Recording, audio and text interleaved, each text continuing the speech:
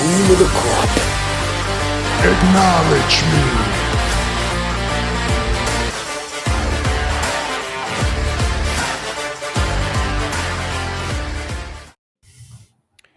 Here with you on a Thursday evening to talk a little pro graps. It's Top Rope Nation episode 330. Ryan Drosty, Justin Joint, Jesse Velasquez. Thank you for tuning in wherever you are, whether you're joining us live or on demand.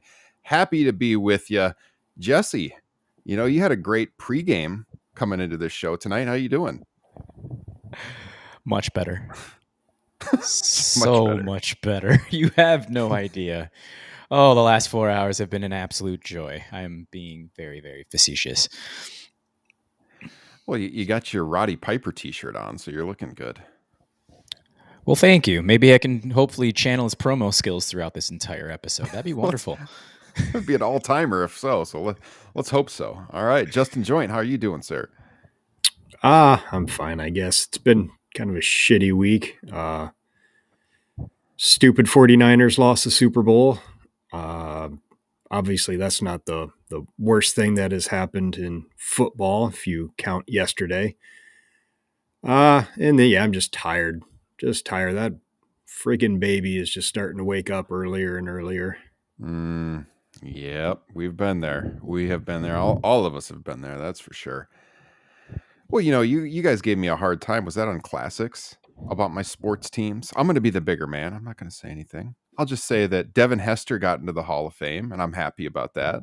And Steve Mongo McMichael as well. And I'll count Julius Peppers, even though he was only with my Bears for a couple of seasons. So I'm feeling good about football right now. Devin Hester was long overdue.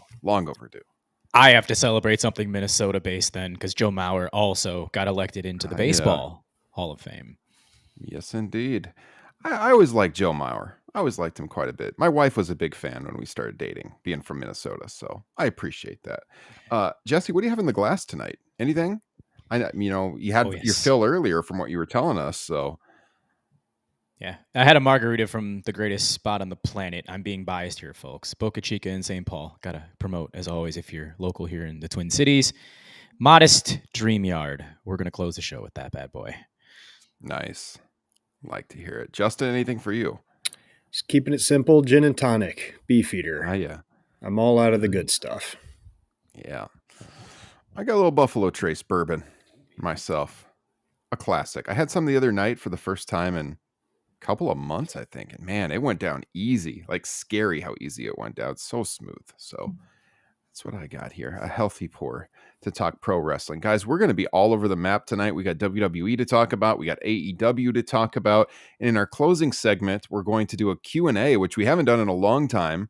So I put out a post today in our Facebook group asking for questions. We got a lot of great ones. We're just going to throw a bunch of them out there tonight in our closing segment. If you are watching live and you want to ask a question for the closing segment, the Q&A, hit us with the super chat. That will guarantee we cover it. That's the best way to make sure we get your question in. Otherwise, it'll be kind of luck of the draw. So that'll be at the end. And of course, wherever you're tuning in right now, whether that is YouTube, Twitch, Twitter, follow us, subscribe to the channel, give that video a thumbs up. And if you're on the podcast side, subscribe as well. Hit us with that 5-star. And the best way to support the show is by becoming a patron. We've had tons of great bonus content dropping just in the last week.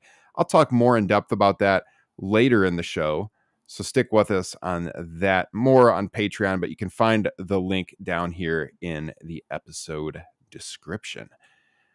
I think we are going to start out by talking about Monday Night Raw.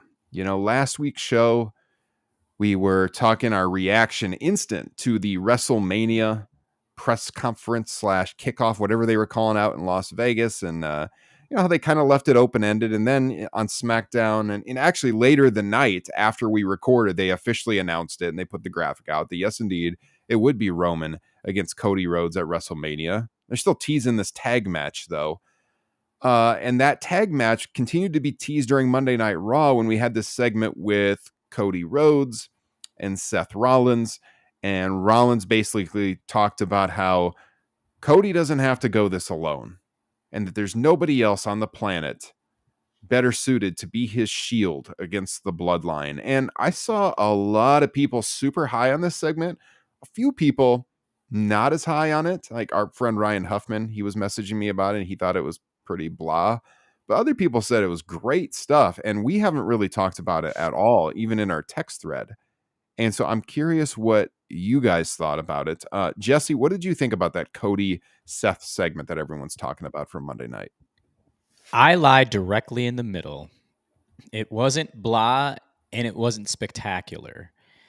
Cody was just there, I felt. I mean, he's always going to be adored by fans no matter what he says. I mean, so what do you want to talk about?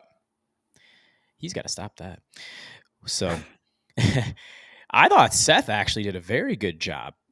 I know that, again, we called him out last week for looking like a dork on stage in Las Vegas, which he most certainly did.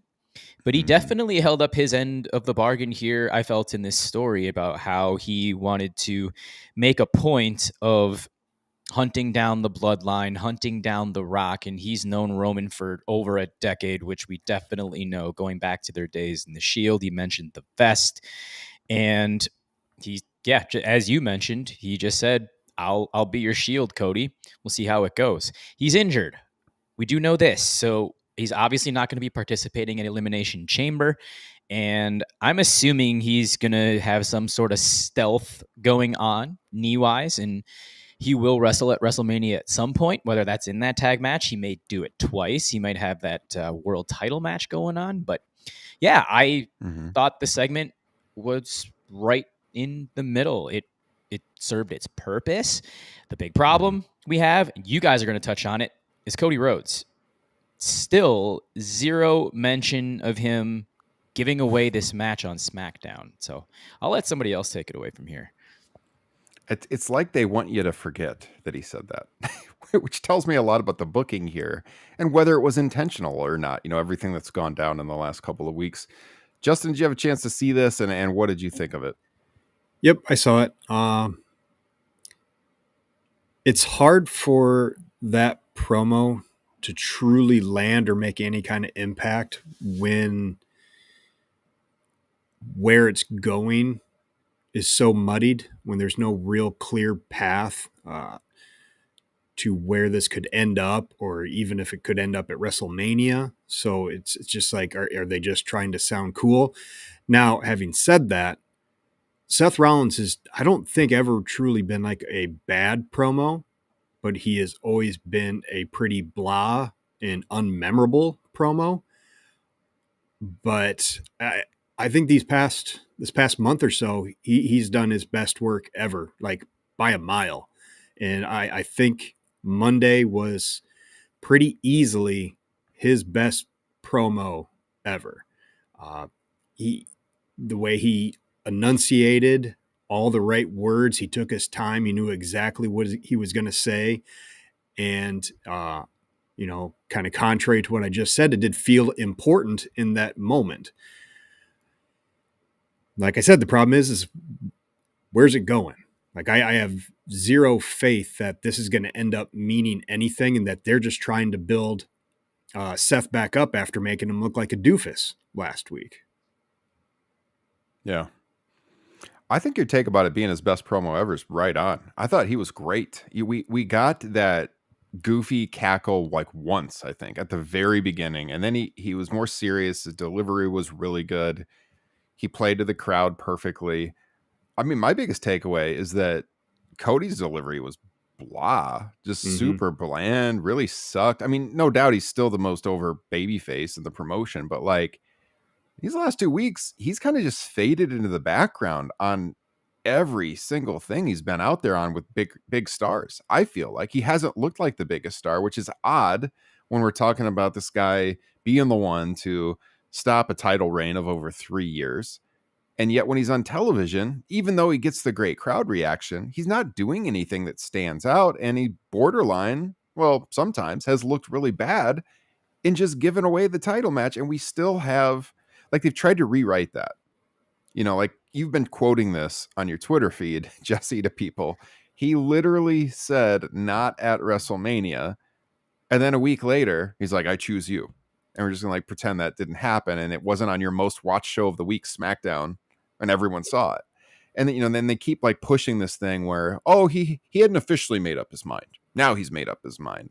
Okay. I mean, I said on the show last week, in the end, it probably doesn't matter. I mean, WWE fans are used to this illogical storytelling these days and have been for a number of years. They're still going to get to where they want to be. So if you're watching, I mean, don't get me wrong. I'm not saying, oh, this is going to sabotage the whole storyline. But if you want to critique the show, which is our job as a podcast, it deserves critiquing that it hasn't made any sense. And it's made Seth look like a geek, like you said, Justin. It's made Cody look weird. In the end, yeah, people were talking about the slap on the kickoff show and stuff. We got Rock appearing on SmackDown this week again, so we'll see how that plays out tomorrow night. But I don't know, man. This has been so disjointed, and I don't buy for a second that this whole thing was planned. I know there's been conflicting reporting out there about this, depending on who you read. The Fightful report says, if this was all worked, the main players, Cody, Seth, they weren't aware. They definitely were not aware. CM Punk, he wasn't aware because he was supposed to be wrestling Seth Rollins until the injury. So I think they changed course because of the crowd reaction. And, it's stunning to me that they didn't see that this is exactly what was going to happen. The Fightful report said that they expected maybe a negative crowd reaction, but they didn't expect the Rocky sucks chance. Really? You didn't expect that? Well, I mean, and that's exactly like for the people who are saying this was the plan all along, there's two things that jump out to me as to why I don't think that is true. Number one is that we've already talked about. They have not addressed Cody giving away the match because of Rock's influence, which they can obviously touch on at a later time. But we need to know, what did Rock say to him for Cody to give up the match? Two, I don't believe for a second that either the WWE or The Rock thought that he was going to, that he was going to be a heel in this for WrestleMania 40. There's no way that, the plan was, well, you're going to come back for a big match at WrestleMania 40. You're going to be wrestling maybe Roman, maybe Cody. We're not really sure, but you're going to be a heel, which, for the record, I prefer heel Rock instead of, the boring baby face Rock. But I just don't believe for a second that Rock would have been okay with that. I mean, if you're doing the head of the table match, why would you make them both heels? That doesn't make any sense, where the crowd doesn't want to see either one of them at the head of that damn table. So those are the two things that make me think that, this was not the plan. Yeah. I'll add on to that as well. I mean, Roman looks nothing like a tribal chief next to Dwayne Johnson. Agree. No. Right. You watched him walk out of the building. You saw how Dwayne looked so imposing. Roman just kind of didn't slump, but he had a little bit of swagger to him, but you could tell something was missing, and Paul Heyman was just being Paul Heyman. And it was actually kind of a fun walkout. But yeah, Dwayne is easily the attention grabber here. He is or was the most popular star in Hollywood for a long time. He's probably still in the top 5 in spite of the fact he hasn't had a great movie. That's going to change with Moana 2 here momentarily, but no, I think this whole thing looks extremely contrived, and I don't know where in the world this thing's going, and they're not going to do a great job to me and to us in terms of conveying and making this whole thing make sense. I think that ball's already been dropped and can't be resurrected. I still think they could save it. In fact, I think they've actually done a pretty good reclamation job on it already. In the things that they haven't addressed, I think can be easily explained away. Like I said, we just need Cody to come out and, and tell us, why did you change your mind twice? And honestly, the where is it going? And, what are the matches going to be? Who's going to be facing who? I do find that kind of intriguing. Although the end game has to be Cody holding up that title at the end of the night in Philadelphia. Mm-hmm. Yeah. To your point, Justin, about The Rock coming back as a heel, I agree. I can't imagine he'd want to do that. Just given all of his business ventures and stuff. Mhm. So that's number one that tells me this couldn't have been planned that way. And then number two, the point that, you said, Jesse, about how it makes Roman look secondary. How could you have wanted to form this heel faction with him when obviously your top guy is going to look secondary to this legend? So like that doesn't jive either. So I believe the Fightful reporting on this and everything I've heard, that this was adjusted on the fly, that they were definitely monitoring the social media reaction very intently, which tells me again that they flipped the script because of the reaction I get. So to their credit, that was the right thing to do, 100%. And I agree, Justin. I think that they have done a pretty good job outside of not explaining why he gave it away. But otherwise, they, to their point, I personally find it disjointed, yes. But when it comes down to it, they're getting tons of media attention, which is what they want. The WrestleMania thing in Las Vegas got a ton of clicks. That's what they want. So it's hard to say that it hasn't worked despite it being disjointed. So I don't know that they're ever going to explain away the Cody handing it off thing, because it just seems like they're now intent on just acting like it didn't happen. Because I've heard him say more than once, "Oh, he hadn't made up his decision." It's like, fuck are you talking about? Yes, he did. What? He's literally said, I'm not doing it at WrestleMania. And it's so weird if they're okay, if everybody is okay with Rock playing the heel, going into WrestleMania, then play into that even more, that he fed Cody a bunch of bullshit and maybe made him some promises that he did not intend to keep in order to get the match switched. And honestly, going back to Seth Rollins cutting good promos, I thought that first one where he was trying to convince Cody to challenge him for his world championship, I thought that was really good. I did not want that to happen, but I thought he did a pretty good job of explaining that. So I think there's a way they can do this and pull it off, to make it all make sense. I think it's this simple. You say that Rock, talked about their family history and this shared admiration, and that like this is, both of our fathers would have wanted to see this. Me confronting Roman, he's my family member. We know how strongly you feel about your family and stuff. And then when Cody sees him coming out there, and now he seems like he's on Roman's side and he's celebrating, with the family tree and all that, then he's changed his mind. It's like, you don't want to bring this guy justice. You guys are on the same page. That's not what I signed up for. And then that would be like him coming out where he was like, whoa, whoa, whoa, this is bullshit, or whatever he said when he came on the stage. Explain why he said that. And that's the story. I think it's that simple. And I don't know if they'll do it or not, if they just figure the fans are into it, so we can just keep moving forward. And that's that. It's disjointed, but it's working for us. I think, the question is, are we going to get the tag match on night one? And then Roman and Cody on night two? Are they going to get Roman to work twice? Or I think more likely that it will end up being a triple threat. Yeah. Because I think a lot of people still want like that, the confrontation in the ring between Roman and Rock about the head of the table. I mean, that should be a singles match as well. Reigns and Cody should be a singles match. But as we mentioned last week, you can't trust Rock's body to hold together when, this is going to be his first match in how long?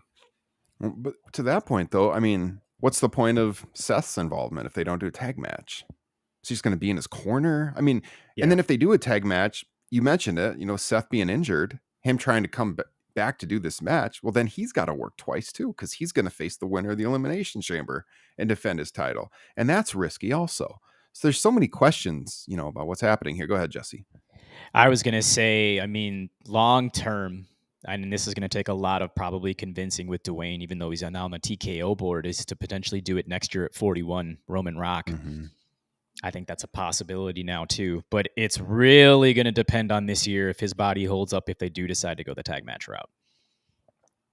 Well, I know we have a question about future WrestleMania locations and our predictions. We'll get to that in the closing segment for sure. Do you guys have any thoughts on who you think's going to win Elimination Chamber next weekend, by the way, just with the names that are out there? Drew McIntyre. He seems logical. LA Knight is out there. McIntyre's been so good. I know Justin's a big fan of him. It's still the deal though that they still have not agreed on a contract, which makes it a little questionable. But he's under contract through Mania and a little bit after. I believe they added time to his contract because of missed TV time and injuries and whatnot. So they have him for a little while longer, but they got to get this guy re-signed. He's one of the most compelling characters on their show. And especially they've already teased the big future feud between him and CM Punk. They leaned big time into that. Drew is leaning big time into that. So the thought that he might actually leave is a little odd. Super smart on his part, though. Make him pay up. You guys want this match? Pay up. But talking about Perth, the one thing that is a bummer is there's only one other guy besides from Drew I'd like to see win, and that's Sami Zayn, and he's not going to be in it unless they pull some shenanigans here. But that's what I would like to see WrestleMania night 1 and night 2 end with Cody and Sami being your world champions. You mean you didn't want Randy Orton to have a shot at this? God, no. He is so... I was thinking about that this week. Yeah. I think he might easily be the most overrated professional wrestler of all time, just because of how high he is thought of, and not just the minds of lots of fans, but also like other wrestlers. Ric Flair talks super highly of him, but like I find most of his matches to be incredibly boring. Like he doesn't really have, I mean, could you count more than 5 true blue classics in his catalog? I mean, then you go back to promos and whatnot. I was excited when he returned just because he looked like juice to the gills, and I thought we might see something new. But I got bored with him like within 2 weeks, and now I'm already bored of him, again. Go ahead, Jesse. Sorry. No, I was gonna say I can only think of maybe 3 or 4 off the top of my head, so there isn't much.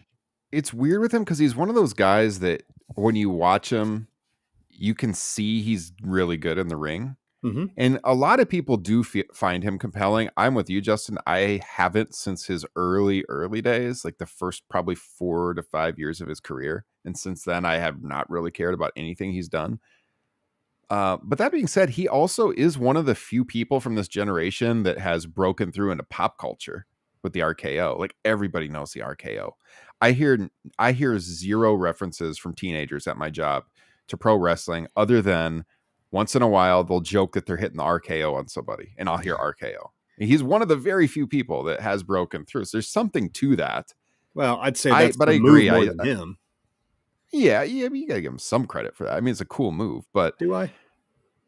He's a guy doing the move. I mean, it's Diamond Cutter before that though, and the Diamond Cutter was super cool too. So it's always been a cool finish. But yeah, I don't know. I have not been particularly enthused about anything he's done in a long time though. So it's been a while. It's definitely been a while. A lot of the stuff he does looks effortless too. He looks like a natural athlete. So you would think that he'd be a little bit more compelling as a character, but there really hasn't been much. You're right. I think that's part of the problem is that he's so good at like knowing exactly where to be in the ring at all times that none of it feels natural. It never feels like he's in an actual, fight or like in a combat moment, or it's just like, it's like he's like the greatest paint by numbers guy ever. It's like you open his coloring book and it's like, wow, he is really staying inside all the lines here. And he's picking all the right colors to color in here. I mean, this looks fantastic. I don't know if I'd call it art, but it's good. I mean, this is the podcast that sometime back in our first year, we did an episode titled The People versus Randy Orton. So, I mean, I suppose this fits. This fits our show, this discussion.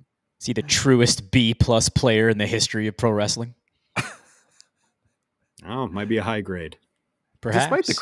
Despite the crowd reaction the guy gets, there can't be really more than like 5% of the audience that wants to see him win Elimination Chamber. I mean, I can't possibly believe that. Really? He's been doing this for 2 decades now, just like, maybe 20% of their roster. Yeah. Very old top. The top of the card is very old. That is for sure.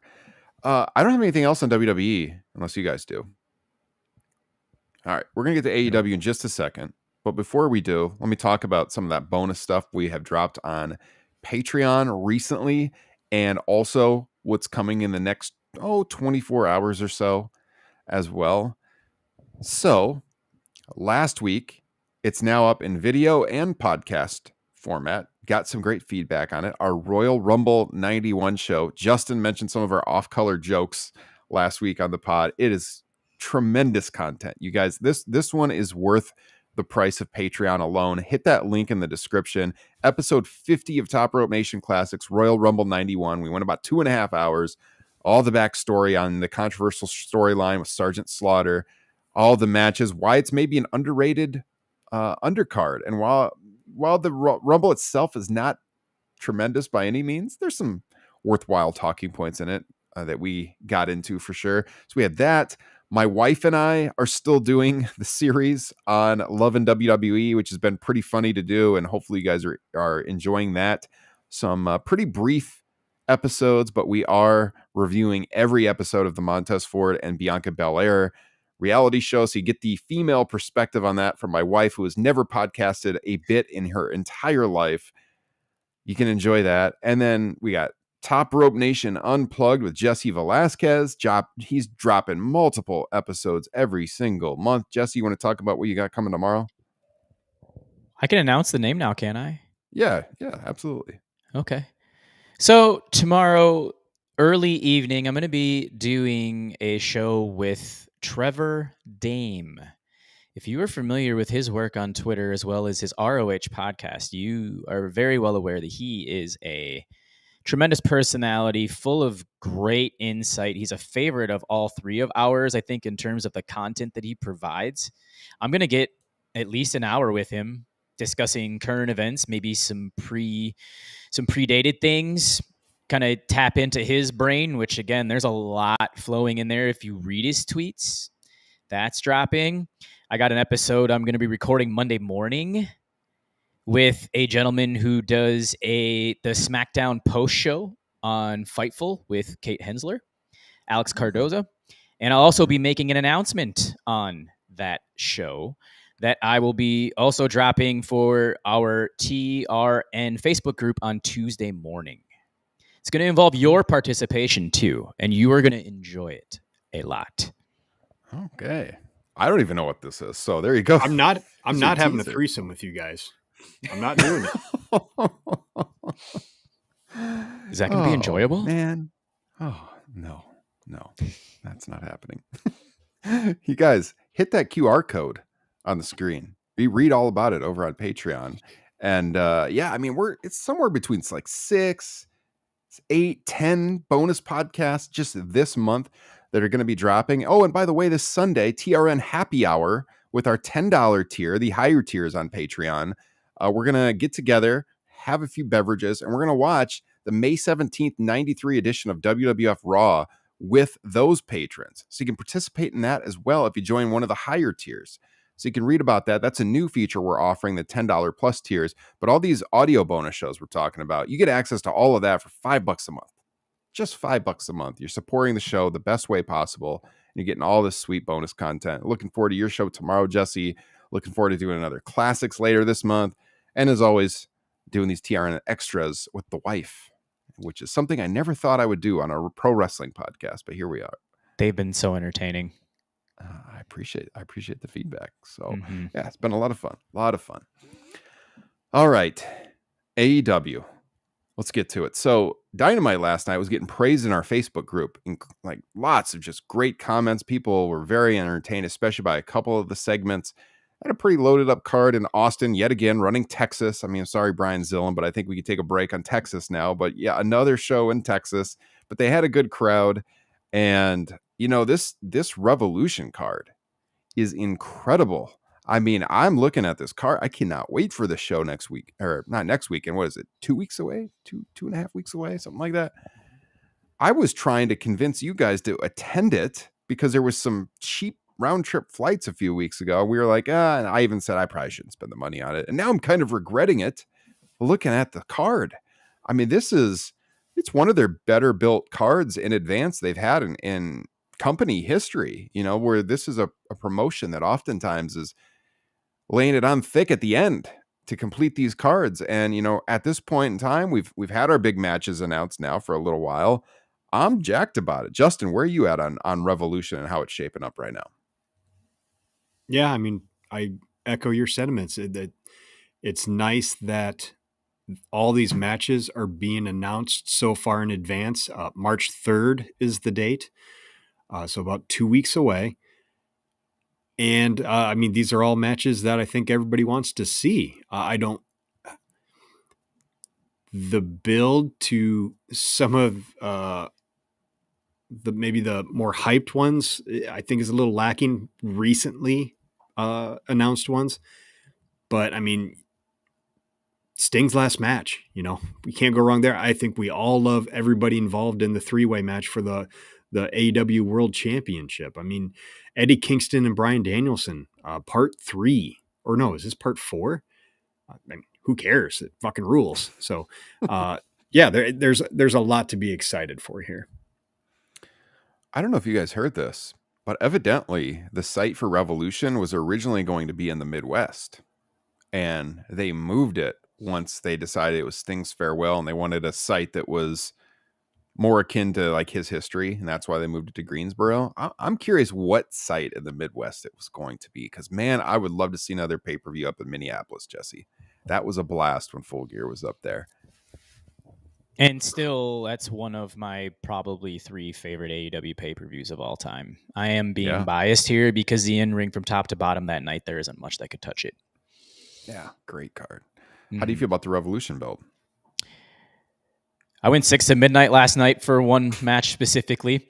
I think this whole card has been built quite well.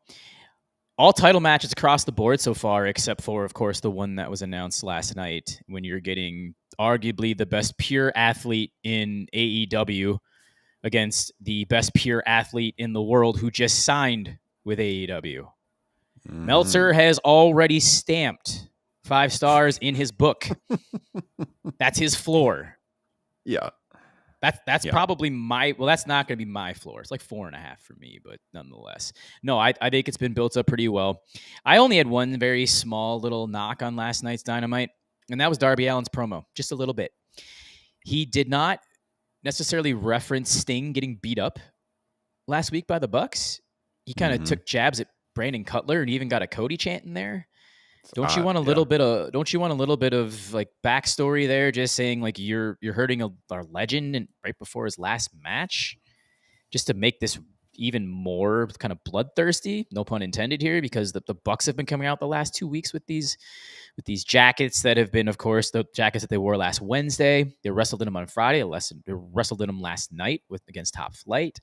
So I would have liked to have seen it again, no pun intended, a little bit more of a blood feud here going into it as opposed to what we got from Darby.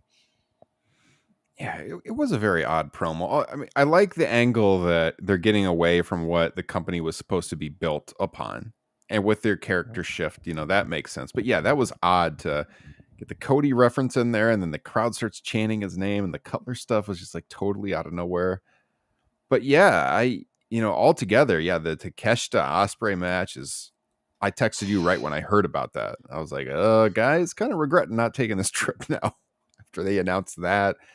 What do you guys think about the Bucks and the new characters and now the new presentation with the Succession inspired theme music? Justin, did you notice that? Yeah, I think it's a much needed fresh coat of paint for them. Yes. They needed something, and luckily they shaved the Vince McMahon inspired mustaches they were seemingly sporting when they first came back, and are now rocking some Sting, Steve Borden-esque soul patches, which is a nice little touch. But yeah, I'm all in on this new presentation of the Bucks. Yeah, I think it's great too. I got to say something else. I just got to get it out there. Mm-hmm. I think this Ospreay Takeshita thing kind of fucking stinks. Like, elaborate. Not that I don't want to see these two wrestle each other, because I very much do. But like that, it's Daddy Callis making his two kids fight each other, which is what he said in the promo. It's like, what? This is Ospreay's like kind of official debut in AEW. What are we doing here? I don't like that at all. They should have gone a different direction.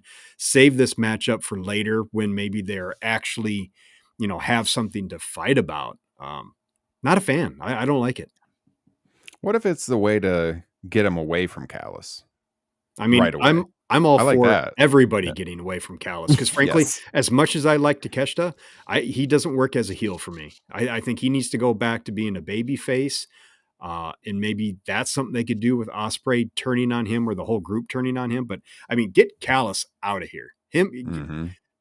Have Jericho drive him to the airport and load them both up and ship them away. That's the only thing. That's the only thing to drag down this card for me is adding Jericho to the card.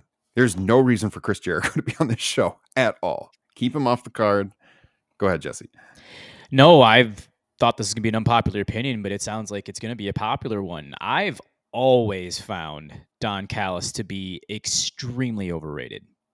Yes. A lot of the things that he references in promos, it's almost like Bray Wyatt syndrome, where he's just talking in circles to sound intelligent, and there really isn't a story to tell. He'll just continue to say, Kenny Omega is the biggest wrestling god. This is why, and doesn't really give much detail behind why Kenny Omega is the wrestling god. He just kind of regurgitates verbiage to sound intelligent. Doesn't make any sense to me. Never really saw a huge deal with Don Callis. Our guy Curtis in the chat, Don Callis is in Dan Lambert territory. Yeah, I would honestly say I found Lambert more entertaining. That's what I was going to say. I was going to say. But he was playing a character. He's playing Jim Cornette, and Don Callis is playing what? I think that Lambert wore out his welcome. After a while, you're just like, you're done with this. It's kind of gone as far as it could go. But I think at his peak in the promotion, Lambert was more entertaining than Callis, personally. Agreed. I see no reason for Don Callis to be around anymore. And I don't want to see Jericho on the show. Not to make my gimmick on this podcast be bashing Chris Jericho, who I've been a big fan of over the course of my life. But man, he is so played out right now. He has no purpose on this pay-per-view. Just give it a rest. Send him away for 6 months or longer. Sounds like somebody doesn't appreciate 4.25-star matches against Takeshita. That is ludicrous. I mean, maybe if your eyeballs are on the floor and you can't see, I don't know how in the hell you could give that match 4.25. Unbelievable. No way. Saw Ilya Dragunov and Trick Williams on that Sunday, and that match was better than Jericho and Takeshita. And he gave it 4. Yeah, no, that's totally nonsensical. The only other thing I will say that I've been vocal on the show that I felt like the Tony Storm character is kind of plateaued. I think the build of this match with Deanna, because of their history, has been good. I thought the film that she put together with the tattoo changing thing was pretty entertaining. I like that. I'm still ready for this Mariah May thing to kick into gear, though. I mean, for someone who is so talented like her, let's get to it. I'm sick of just seeing her standing in the background, not even talking, hardly ever wrestling. I want to get to that. So hopefully after this match is out of the way, we can get to that story. Maybe she'll play a part in the finish. We'll see what happens. But not only that, she might be in the background in about 8 days after Revolution 2. There's a certain Boston coming in. Too. Yeah, that's coming up too. I want to touch on one more thing because you guys mentioned that triple threat match. Part of me doesn't care who wins. I like them all. Tough. It's so tough because, for us who we've been preaching for months, Swerve for world champion, top Swerve nation. Everybody knows. I don't know, man. Do you put the title on him now? I just don't know. Joe has been so good. It's hard for me to make the argument now. I think Swerve is the only one who can't win this match, because if you're gonna anoint Swerve, it needs to be in a singles match where he's got the entire spotlight, along with somebody else. So I think most likely it's probably still going to be Joe, or else it's got to be Hangman, so we can get that Hangman Swerve world title match. I think it's going to be like Hangman costing Swerve the match somehow. Mm-hmm. The finish is going to be laid out in that way. Yeah. Good. I won't be asked to leave the Drosty household when I appear in my Samoa Joe submission machine T-shirt on that Sunday night watching Revolution. I'll just be like, get out. And then I'll have Tim Jensen standing here and he'll be the bouncer and he'll just carry out. No. What? No. Yeah. Tim with his impeccable comedic timing.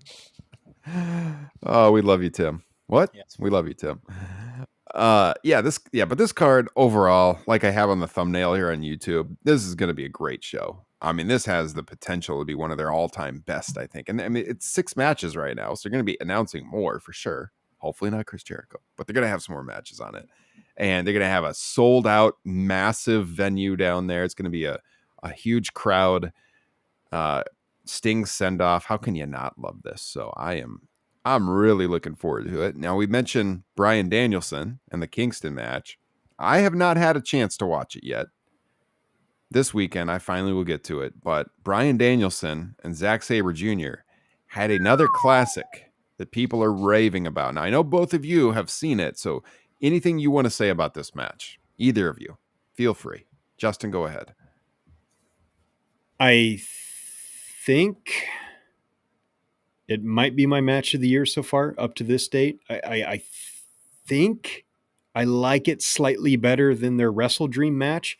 I definitely like it better than Danielson and Okada from Wrestle Kingdom. Not that I'm trying to, lift one thing to, hurt another, but it built off the prior match beautifully. And they still have one more place to go with it. The first match was Danielson feeling like he might actually have a peer, if not a superior, in the technical wrestling department. And so he ended up going back to, his knee strike for the win. And in this one, it was, he was still, I think, the superior technical wrestler looking at it, but it was Zack Sabre Jr., kind of getting the technical wrestling pin to overcome Bryan Danielson. And so I think part 3 is going to be who can get the submission, which is going to be really exciting. The only thing that I think is going to keep it from eventually being my match of the year is that I'm not sure how much I buy Zack Sabre Jr. as the kind of underdog baby face, or maybe just a baby face in general. A big story point of this match was the selling of his leg, which Danielson, attacked it with aplomb. He's a fucking master. Danielson is the absolute best ever to do it. I still have some question marks because I saw people in the Facebook group, Jeremy Feinstone and others saying that, Zack Sabre Jr. is looking like he could be the next guy in New Japan, which I would not be opposed to. But this match did make me question a little bit if that would be in the position of an ace babyface instead of a heel, because he's basically been, all of his best stuff has kind of been as a heel. And that's not to say he can't do it. Like there was glimmers in this match of him being that underdog babyface. But yeah, holy shit, this match, man, it was so good. I'll piggyback on Justin's point. There isn't a better prick in pro wrestling than Zack Sabre Jr. Yes. Except for maybe Bryan Danielson when he wants to be. Maybe he just wanted to out prick him in Tokyo. I really have no clue. The last 5 minutes of that match, as Justin and I went a little bit back and forth, the last 5 minutes of that Danielson Sabre match were just masterful. Mm-hmm. Oh my gosh. I mean, people have been saying it for at least a decade that Zack Sabre Jr. is one of the best wrestlers in the world. And the reason he has been held back in New Japan, I remember when I first started watching, he won the New Japan Cup in 2018. They're like, he's getting the shot at Okada.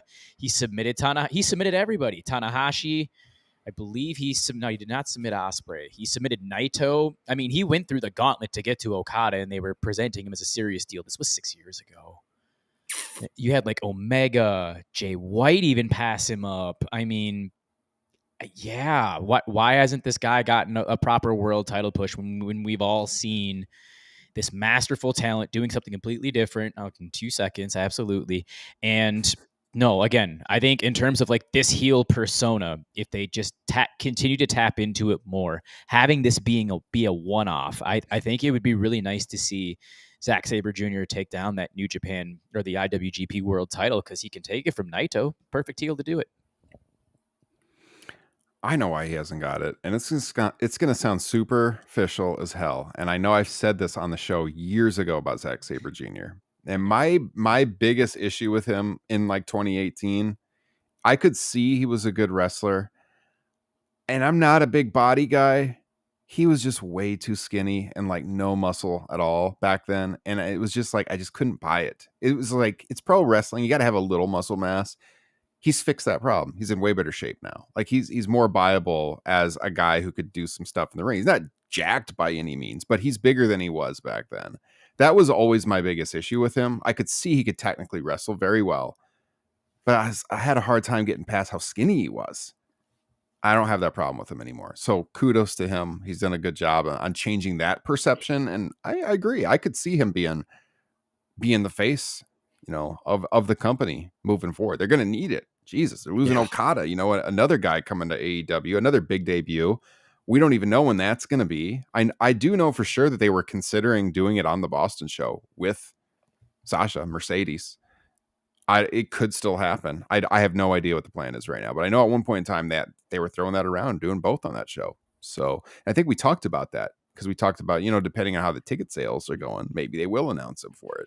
But they're moving tickets for the show pretty well right now, last I saw. So yeah, but I get, looks like I got something to look forward to this weekend, because I still haven't seen the match. Just haven't had a chance to sit down and give it the attention it deserves. I was cramming all these TV shows this afternoon to catch up for this pod today, and that was the one thing I didn't get to. And kind of selfishly, I've been wanting to watch it with my oldest daughter, because I think she'll dig it, and I haven't had a chance to sit down with her and watch it. So I've been trying to time it right so we could watch it together. So probably tomorrow night actually would be a good night for that, and I'll get to it for sure.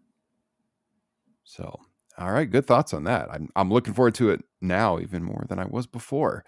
Should we get to the Q&A segment? Close on a fun note here. Just some random topics that were dropped here in the Facebook group. And of course, if you're live here and you want us to get to your question, for sure, drop a super chat and we will get that included. I'm just going to pick at random though from the thread in the Facebook group that we had earlier today. I'll start with AEW, because our guy, Carlo Longhorn, he sent this one in. He said it's a two-part question. Number one, do you think the rumored third stadium show from AEW is the right play at this point? And two, if it happens, where do you think it ends up being? So there's been this rumor out here that they might be doing a stadium show, that it could potentially be Forbidden Door. We don't know for sure. I don't know if you guys have heard about this, but that's the rumor out there. Any guesses? I don't know if you're familiar with this, Jesse, that this is floating out there, but it definitely is. Our friend Andrew Zarian has been hinting at it on his Twitter X page as well. Thoughts, Jesse? Do you think that's the right move to do a stadium show in the U.S.? Why not? I mean, they're starting to gain some more momentum once again. They could potentially be getting a game changer here in about 4 weeks. Mm-hmm. I'm really anxious to see what she does from a PR perspective. My answer is simple. It's going to be Jacksonville Jaguars Stadium. Yeah. I get it. It's easily accessible. I mean, it's already technically considered their home base. Nobody wants to fucking go to Jacksonville. I get that too. I might be heading there for a Vikings game next year. I don't want to go. I'd rather go to Seattle. You know why? Because it's an easy ticket, right?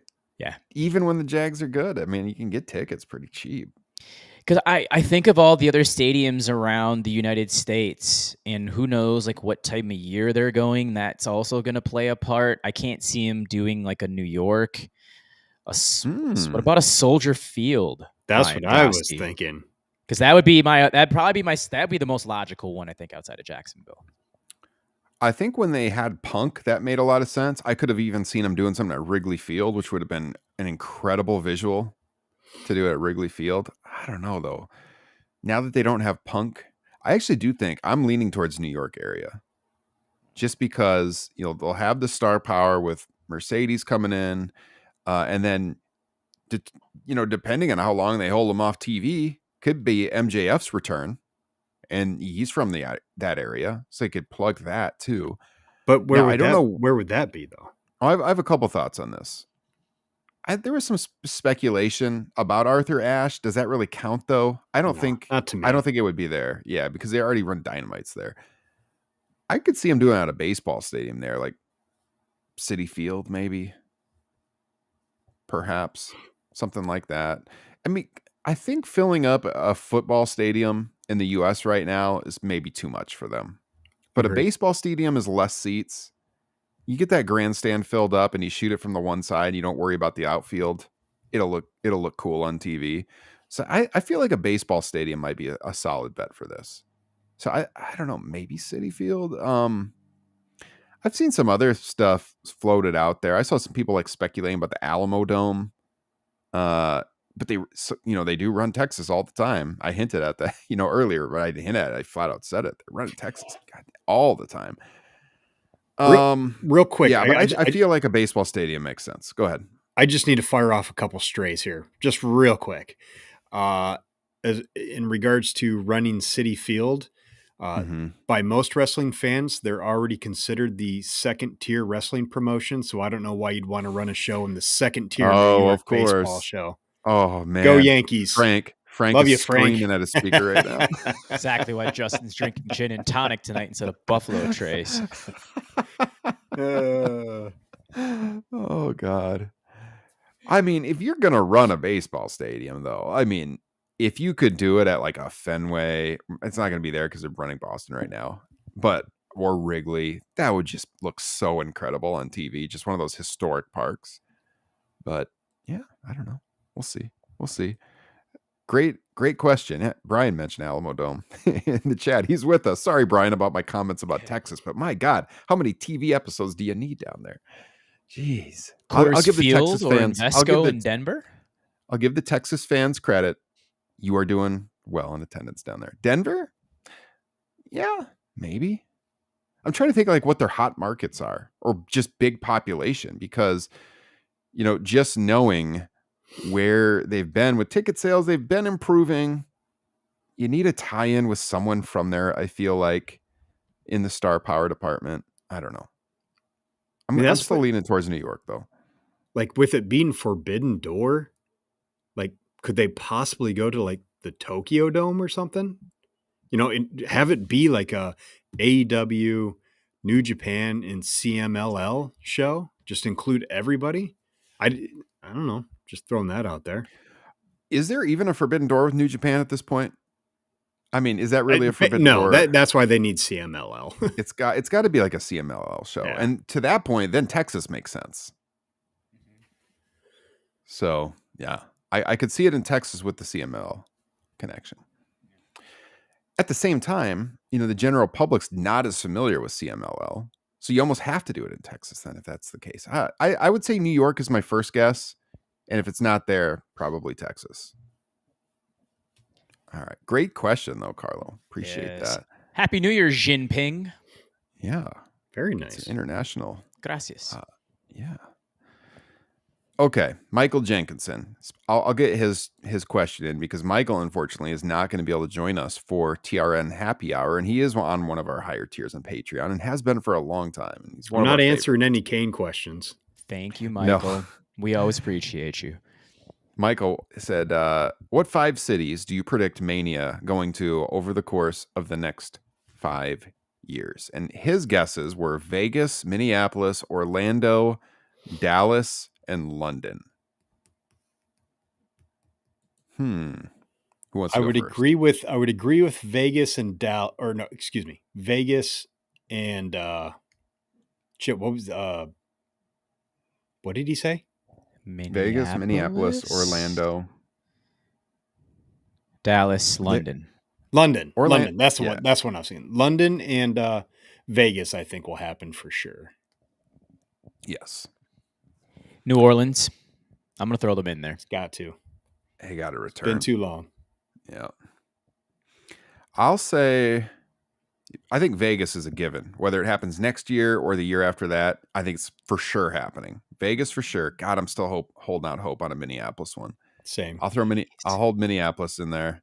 I'll say Vegas, Minneapolis. I'll put Orlando in there because they just seem to always go back there. I'm going to say Chicago, since you said 5 years, because I'm hoping that new Bears stadium is built by then. It should be built by then. Last I heard, once they pick the site, which is supposed to be this year, they say 2 years from when a shovel goes in the ground. So if that's the case, they should have it ready for a Mania within 5 years. And they'll run that thing the first year they can. Yeah, they have a history of like getting to those new stadiums within the first few years. Except for Minneapolis. Whatever the hell's happening up there. I know. WWE. I think Chicago's a given. It's gonna have a roof on it. So I'll say Chicago, Vegas for sure. Holding out hope for Minneapolis. Maybe I won't throw Orlando in there then. Maybe there's just too much competition and that's an old stadium. I'll say New Orleans. New Orleans, they got to get back to New Orleans. It's like the perfect WrestleMania city. I feel like SummerSlam's more likely for London than WrestleMania. I do think they'll do a show over there for sure, especially with the all-in record and everything. We got the West Coast, trying to represent all the coasts here. Man. Where else is Atlanta? Get to Atlanta again? Yes. Yeah, I'll say Atlanta. They haven't run one there since 27. Yeah, I'll say Chicago, Minneapolis, Vegas, Atlanta, and New Orleans. Those are my 5. Jesse? Vegas, New Orleans. I'll go Dallas as well. Just to manifest it, I got to say Minneapolis. Mm-hmm. I'm going to throw a quirky one out there. This is not going to hit, but I kind of want to see it. Seattle. We're at the Seahawks Stadium? Yeah. Yes. They did Safeco that one year. I like the lighting in WrestleMania 19. I could be on an island by myself on that one, but I liked it too, but they were not happy with the reception up there. So I don't know that they'll go back there. That would give me an excuse to go there. I've wanted to go to Seattle. I've never been there. I've been petitioning to go to a Vikings road game, and I know they're going to Seattle this year. I've already said to the crew, I'll go by myself. I'll bring my son. We're going to go to the Seahawks-Vikings game, but I mean, like, whoever's coming with me, great. Yeah, me too. No, you're not saying Chicago? When was the last time they were there? Was it 22 or was it? Well, it was 22 because they went to stadiums and they don't have an indoor stadium. But I mean, the Bears stadium will be built within 5 years. Okay.